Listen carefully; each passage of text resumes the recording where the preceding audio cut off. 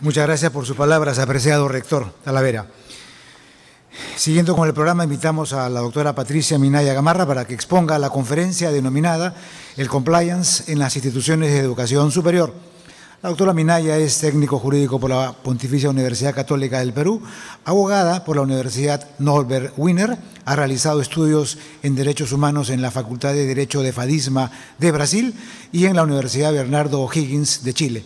Ha publicado artículos sobre derechos humanos en la revista de análisis especializado de jurisprudencia RAI. Actualmente es conciliadora autorizada por el Ministerio de Justicia, miembro del Instituto Peruano de Derecho Educativo, fundadora de su área de compliance y responsable de la ejecución del convenio institucional celebrado entre el Instituto Peruano de Derecho Educativo y la Asociación Brasilera de Derecho Educacional, institución con la que viene desarrollando estudios comparados sobre legislación de compliance para universidades e institutos, a quien recibimos con un caluroso aplauso.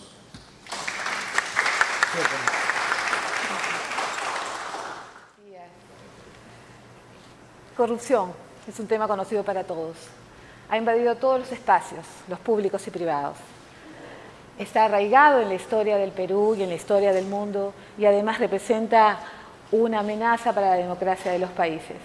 Crece en ambientes donde hay suma pobreza y además hay poco respeto a los derechos humanos, que es el tema que a mí me apasiona. Desde el 96 han adoptado instrumentos diversos para poder proteger para combatir los temas de corrupción. En este índice de percepción de corrupción del 2016, el Perú está ubicado en el lugar 101. ¿Quién es ajeno a estas imágenes de corrupción? En estos temas de corrupción se ve que Odebrecht, por ejemplo, la corrupción de Odebrecht ha afectado diversos países del mundo, América Latina, Europa y en el mundo entero. Y además también vemos la implicancia en nuestro país, porque no somos ajenos, la intervención de la OCDE como organismo internacional que nos establece las reglas y los principios para el manejo de nuestras instituciones. ¿Cómo se percibe la corrupción en el mundo según el Latin American Corruption Survey? En esta percepción, en este cuadro de percepción, se afirma que la mayoría de las personas de los entrevistados piensan que la corrupción ha invadido todos los ámbitos, que es un obstáculo para hacer negocios y que además, a pesar de que se hicieron informes respecto de la corrupción, el gobierno no investigó. En este cuadro de niveles de control de la corrupción a nivel mundial, se compara que los gobiernos de América Latina y el Caribe tienen controles más débiles respecto de los países de la OCDE. Como vemos, nuestras instituciones, el ámbito educativo no está ajeno a esta corrupción. Estos periódicos son de Chile, pero no estamos ajenos a todo esto. ¿Qué dice la Declaración Mundial de la UNESCO sobre educación? Volvemos a la Declaración Mundial sobre Educación.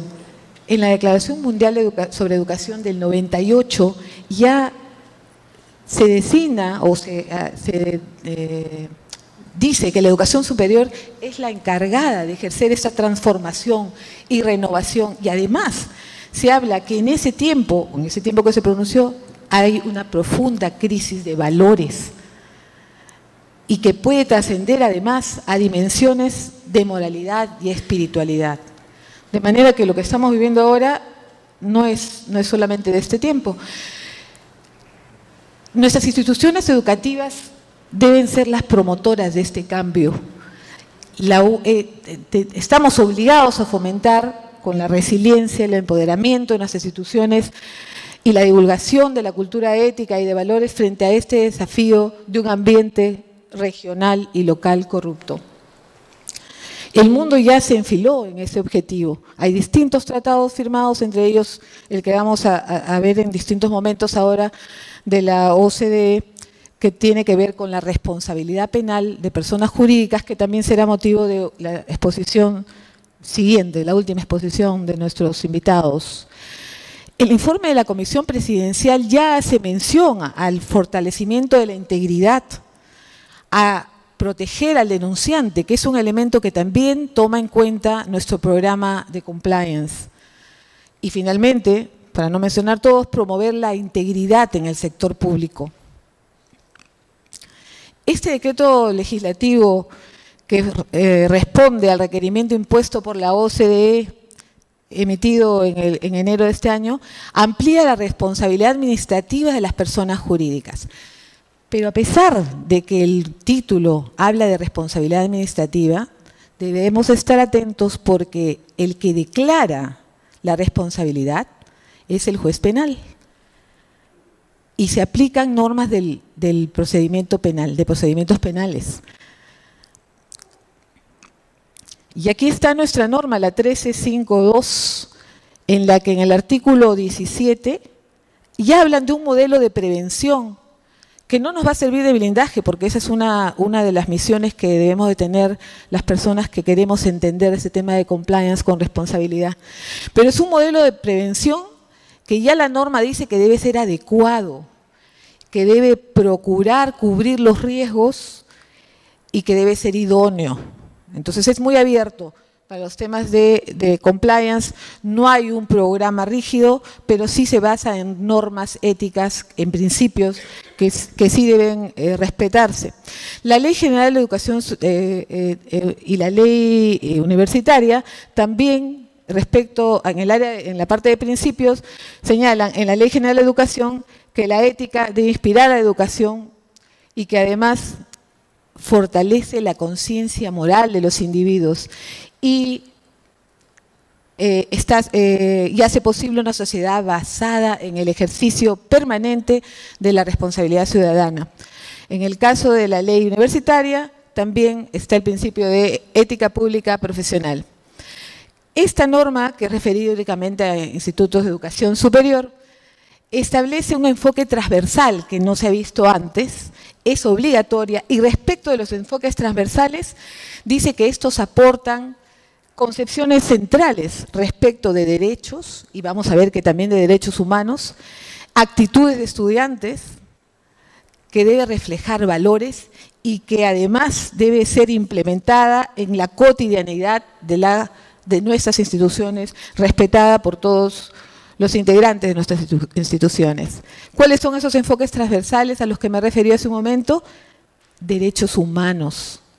Derechos humanos. Si las personas, si las empresas entendiéramos realmente nuestra responsabilidad respecto de los derechos humanos y que cada empresa tiene un impacto sobre estos, moderaríamos nuestra actitud, asumiríamos nuestros riesgos y los enfrentaríamos adecuadamente.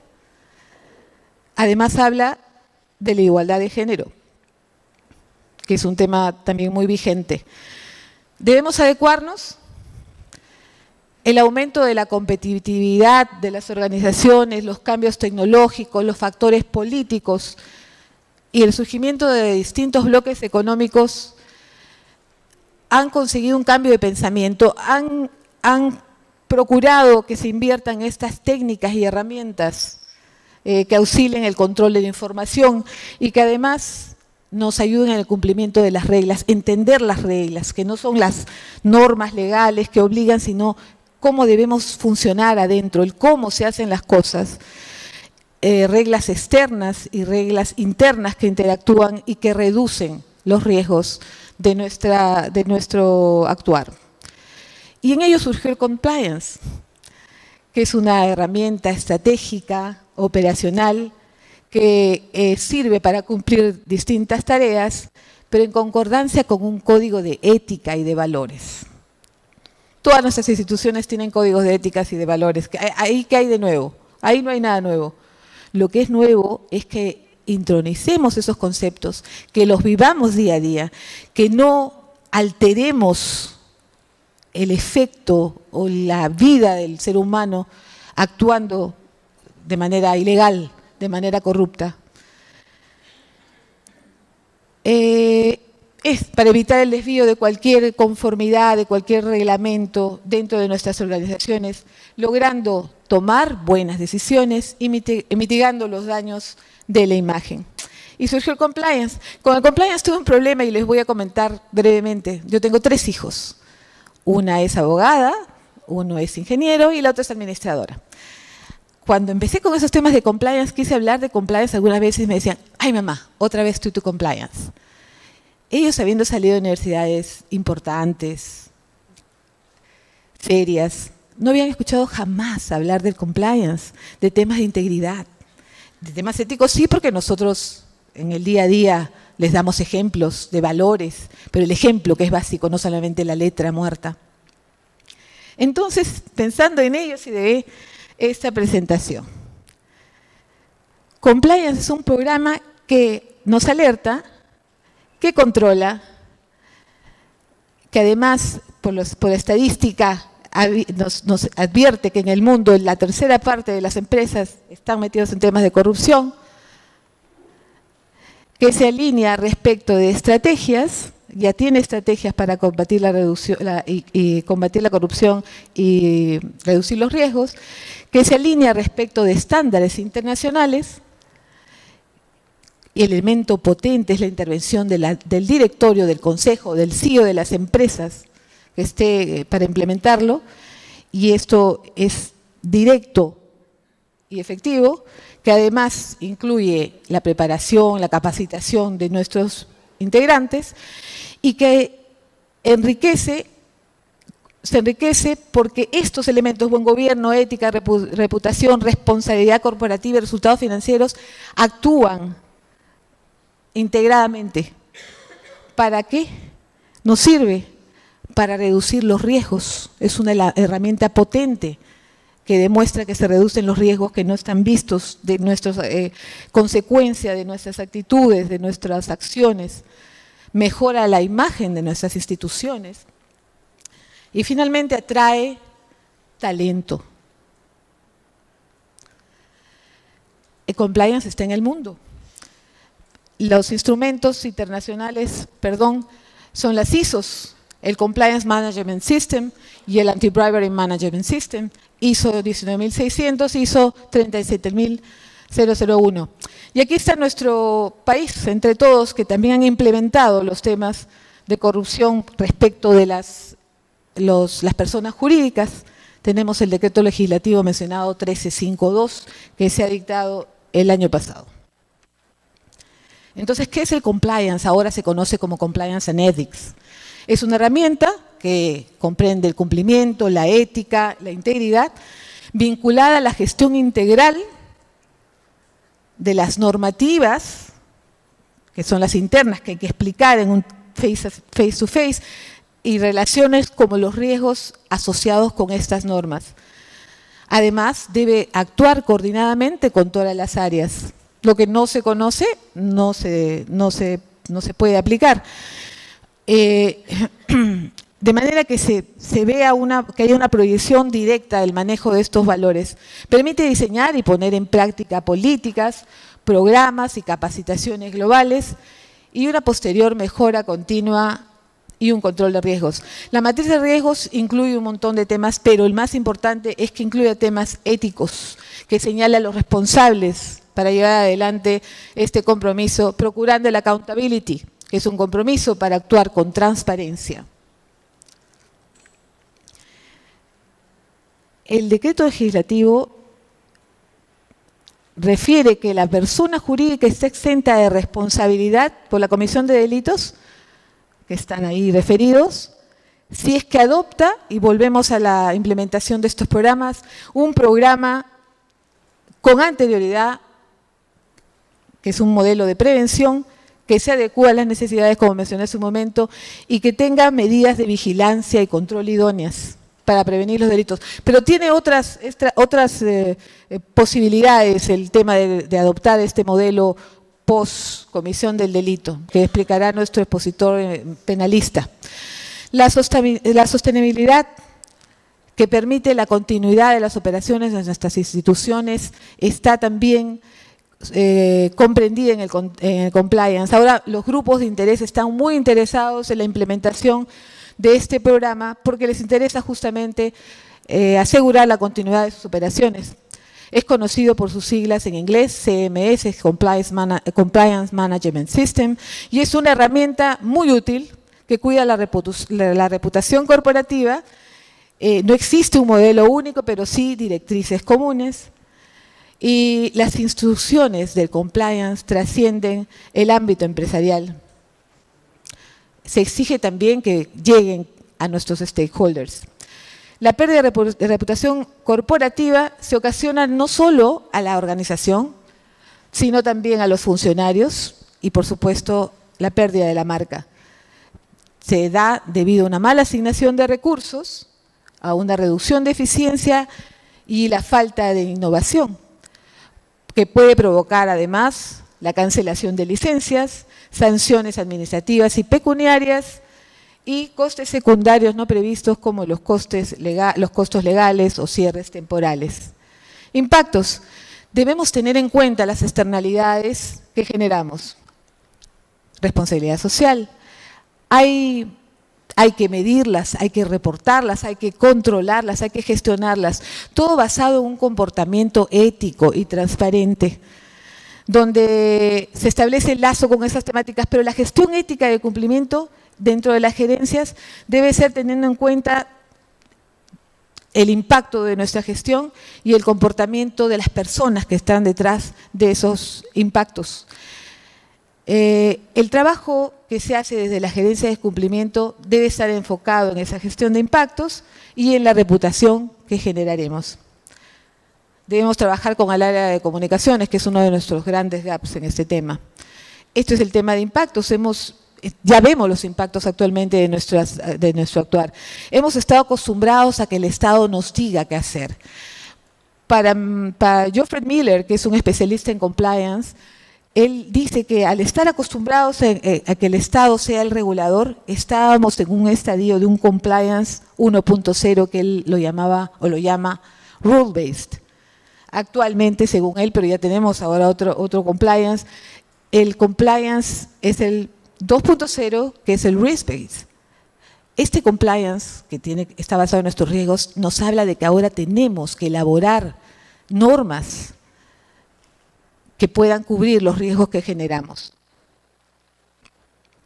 Actuar con responsabilidad social, ver qué impactos sociales, ambientales o económicos, pero logramos o promovemos con nuestro comportamiento, pero debe ser ahora con un comportamiento ético transparente que proteja el desarrollo, que cuide el desarrollo sustentable, que vea las expectativas de los stakeholders y que cumpla con la legislación y las normas. ¿Por qué es eficaz el compliance? Porque debe existir el compromiso de la alta dirección. Involucra en los procesos ejecutados a la empresa en todas las operaciones y en el ámbito administrativo. Se está convirtiendo rápidamente en una tendencia porque hay un pago de sobornos que representa el 2% del Producto Bruto Interno, y con el avance de la tecnología el mercado es más exigente. Las empresas necesitan mayor control y el cumplimiento de normas jurídicas, fiscales, tributarias. No podemos acceder al compliance, a asumir el compliance como un artilugio legal que nos brindará, porque de esa manera no agregará valor, no atraerá talentos y no tendremos el compromiso de nuestras instituciones. Somos el primer eslabón de la cadena de valor y sostenibilidad. Para Candeoro, Orizo y de Pino, dice que no existe solo para asegurar que la institución cumpla, sino también para asistir a la alta dirección. El mercado educativo es extremadamente competitivo y regulado, sometido a constantes mecanismos de evaluación y que se traducen eventualmente en sanciones. En este contexto podemos establecer que la función de compliance es muy importante porque minimiza los riesgos corporativos, los identifica, los administra, los mitiga, con el fin de que la organización sea más eficiente, rentable y de forma sustentable. Entonces, el compliance es una forma de retener talentos, promueve la cultura de valores, gestiona riesgos, evita impactos, mejora la imagen reputacional y genera confianza. ¿Qué temas se podrían considerar en la enseñanza respecto del compliance? En política pública, que no implica solamente decisiones estratégicas, sino que requiere, de acciones estratégicas tomadas en temas de prevención, corrupción, protección de derechos humanos, de la privacidad y control de datos, la prevención medioambiental, la financiación del terrorismo y el blanqueo de dinero. El área energética, por ejemplo, el caso reciente de Chile, farmacéutica y financiera, y en áreas legales de auditoría y asesoramiento que deberán considerarse para el desarrollo de cursos que se dictan en nuestras instituciones. El Chief Ethics and Compliance Officer es el encargado de dirigir este programa. Debe ser autónomo de la administración, puede ejercer labores de contraloría y auditoría, debe estar dotado de facultades y recursos suficientes, habilidades blandas, además, para dirigirse a su público, a sus empleados, en ese trato cara a cara que es importante para entender lo que queremos hacer con este programa. Debe entregar informe de actividades realizadas por lo menos semestralmente. La experiencia en Brasil, para ellos se sienten afortunados, son promociones que tienen ya 10 años de Compliance Officer en Brasil. Ellos se sienten afortunados porque han visto todo lo que ha sucedido durante 25, 30 años con los temas de Estados Unidos, Enron, Volkswagen, Arthur Andersen. Y ellos se sienten privilegiados porque ellos en año y medio han implementado este circuito de compliance y han identificado, y ya trabajan con ello, elementos importantes como el marco normativo, el enforcement, el lavallato y el leading case, que es el caso modelo que los orienta. Tienen pautas muy claras. La labor de la dirección es muy importante y es de fijar el tone to top que es mencionado en los modelos de compliance, que es el tono desde arriba, cero tolerancia a la corrupción, un compromiso con temas de ética, de respeto. Es importante que estén ellos enterados de lo que esta norma internacional les indica. Debe ser totalmente proactivo el programa, debe haber aprendido y mejorado, debe entender qué es lo que se ha aprendido, cómo ha mejorado este programa en sus instituciones. ¿Qué deben considerar las instituciones educativas? El sector educativo tiene estrecha relación con el derecho al consumidor, así como con el sector de recursos humanos. Instrumentos como el estatuto social no son suficientes para regular esta relación entre socios y asociados. Problemas como otorgamientos de becas, contraviniendo la política institucional, la utilización indebida de recursos o de personal, no están comprendidos en este instrumento. El uso de instrumentos legales propios para que los promotores se abstengan de practicar actos temerarios que afecten a la institución. La reducción de los riesgos, que es como el Chief Compliance Officer, debe ser capaz, el Officer Compliance, debe ser capaz de incluir toda la información jurídicamente relevante en un documento que permita detectar las fallas en procesos, que minimice el pasivo judicial y que maximice los resultados operacionales generando valor agregado. En el tema económico, el implementar un compliance nos resulta con menores costos en relación a la detección ex ante de que se genere el problema y el riesgo. Respecto de la gestión operacional, la torna eficiente porque reduce los interlocutores, de manera que se asesora directamente a los promotores y hay que elaborar ahí un cuadro de mando legal. Y la asesoría de los promotores en las decisiones para las fusiones, para las alianzas estratégicas, actuando directa o indirectamente en causas de litigio. ¿Qué sucede cuando las instituciones no implementan un programa de compliance? Ocurren daños a la imagen y reputación de la organización, con pérdida de valor de la marca, hay una mala asignación de recursos y reducción de la eficiencia e innovación, puede ocurrir la cancelación de la licencia, Se dan sanciones administrativas y pecuniarias, dependiendo del costo, pueden ser penales a la organización o a los individuos, y costos secundarios no previstos como abogados, judiciales, etc. Las rutinas académicas están ligadas a la gestión de riesgos académicos porque muchas veces no están previstos en los reglamentos, pudiendo generar un pasivo de reclamaciones que posteriormente se podrán ventilar en el INDECOPI, que es el tema de nuestro siguiente expositor. Los pagos de matrícula, que pueden generar también una cobranza indebida. La exclusión del alumno debido a un proceso legal que puede generar reparación de daños morales y materiales. Y las imposiciones reglamentarias de Minedu, Sunedu y Cinease. Compliance agrega valor, mejora la calidad y velocidad de la interpretación de las políticas y relaciones y procedimientos. Mejora las relaciones con los órganos regulatorios, accionistas, socios, clientes y nuestros stakeholders. Comunica patrones ético-culturales del compliance, corrige deficiencias, no acepta inconformidades, ayuda en la calidad y en la velocidad de las interpretaciones regulatorias, favoreciendo la relación entre los órganos estatales.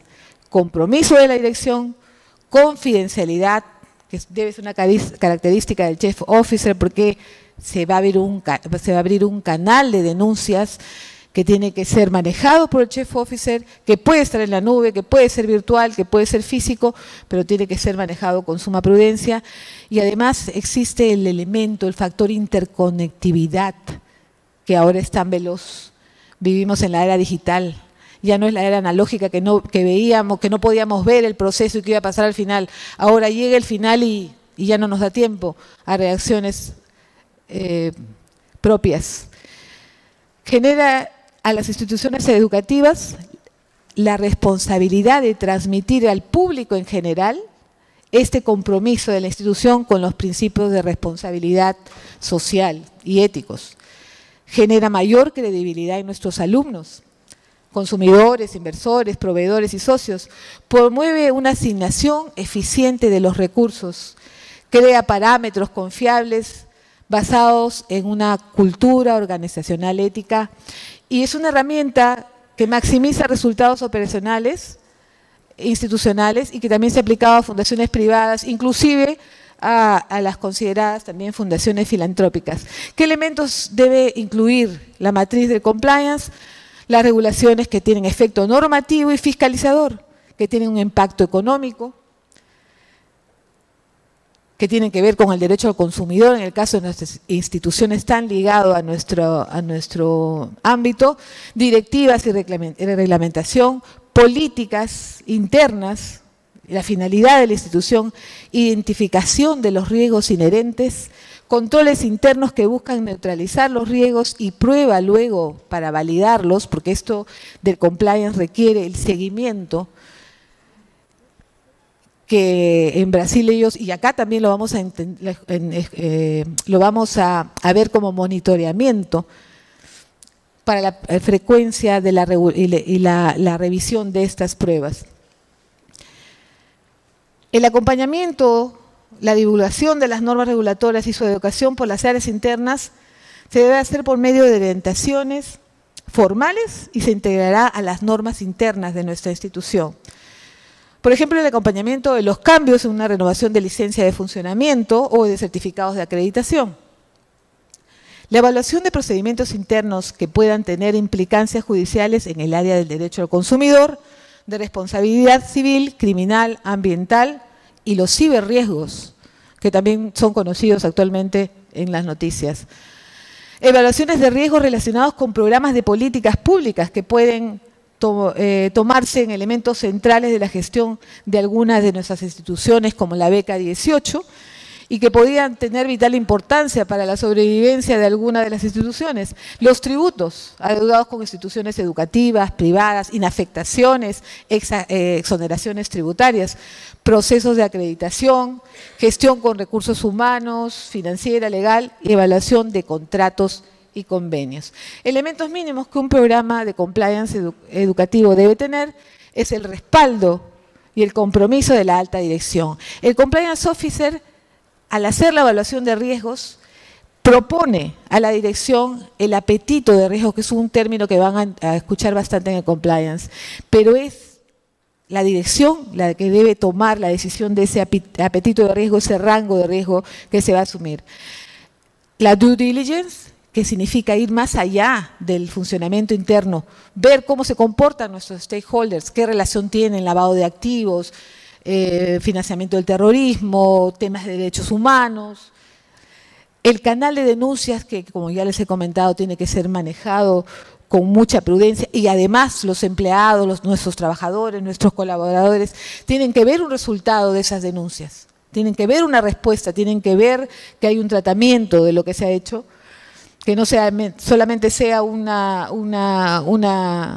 mención de que existe un canal de denuncias, que existe un código de ética y políticas que sean explicadas, que se supervise además el programa integralmente y que eventualmente se replantee, porque como todas las instituciones, es una institución viva, cambia, entonces se pueden generar esos cambios necesarios y puede generar además riesgos sistémicos que tenemos que tener en cuenta, que es una responsabilidad social muy importante. Finalmente, el cuadro de análisis de riesgos. En la administración de riesgos podemos incluir todos estos temas, que son familiares para todos nosotros. Rentas variables, tasas de interés, rol de los gerentes, riesgo reputacional, los ciberriesgos de los que tenemos que estar más enterados. Los elementos del compliance ethics, que están aquí ya para terminar. En el primer cuadro vemos el compromiso de la alta dirección, la relación potente que tiene la alta dirección respecto de los miembros del comité de compliance con unas políticas claras, visibles y accesibles que prohíban la corrupción, procedimientos detallados que pongan a prueba el compromiso de estos directores, los controles internos, el mantenimiento de registros, el monitoreo permanente, fijar los estándares de cumplimiento. Además, los modelos se pueden adaptar, los principios no se pueden mover. Hay que evaluar las circunstancias de las organizaciones, que sea un modelo idóneo. Respecto de la comunicación, debe haber una capacitación customizada, pero ¿a quién tenemos el frente? Las charlas, los videos deben ser comunicados, deben ser dirigidos a grupos y a personas, en un cara a cara, para explicar a qué se refiere este programa de compliance. El diseño y el desarrollo del mapa de riesgos debe incluir identificación, evaluaciones, respuestas, el monitoreo de estos riesgos y el volumen de transacciones y complejidad de nuestras organizaciones. La debida diligencia, como ya dije, con los stakeholders, que también en la que debemos comprender también estos programas de LATAM e e-learning y que merecen también un monitoreo permanente. Y respecto de las amenazas, el cybersecurity, que también se incluye en los modelos, últimamente en los modelos de compliance. Respecto al canal de denuncias, la detección de denuncias e infracciones es un canal específico solo para reportar temas de denuncias referidas a temas éticos y de transgresiones a la ética. Es un medio para un fin y puede estar en la web y el colaborador puede acceder a ella remotamente. Respecto del análisis y evaluaciones periódicas del programa, hay que emitir reportes de sostenibilidad y el monitoreo debe ser permanente, los reportes deben ser sobre gestión ética y la evaluación, y debe haber una reevaluación del programa. ¿Cómo interactúan los elementos en el mercado, que intervienen en el mercado? La sociedad está interconectada. Hay una velocidad increíble que, como comentábamos, de las noticias y las intervenciones de organismos extranjeros respecto de lo que pasa en el Perú y comunicaciones entre ellos también. Los consumidores y comunidades y stakeholders deben ser cuidados y monitoreados. El rol de fiscalización que ejerce la prensa, el Facebook, los Twitters, es abrumador. Hay que tener cuidado con lo que uno pone en la nube. Los canales de denuncia que deben ser respetados y utilizados únicamente para este tipo de denuncias, y debemos tener en cuenta también la colaboración internacional. ¿Qué sucede cuando no implementamos este programa? Hay daño reputacional, nos vemos inmersos en procesos legales y penales, hay un desgaste que no es solo económico, hay pérdida de valor de la institución. Las personas ligadas, se ve que hay en estos temas de corrupción, hay personas ligadas a la alta dirección, la mayoría de delitos se cometen al interior de las empresas, la gestión de riesgos es parte integral de un buen gobierno corporativo y de la responsabilidad social empresarial. La prevención no es accesoria, está ligada a nuestra permanencia en el mercado. No es solamente marketing, no es solamente responsabilidad social. Compliance and Ethics es una práctica recomendada dentro de un sistema de gobernanza. ¿Llegaremos a estos objetivos sin compliance? Yo creo que no. Gracias.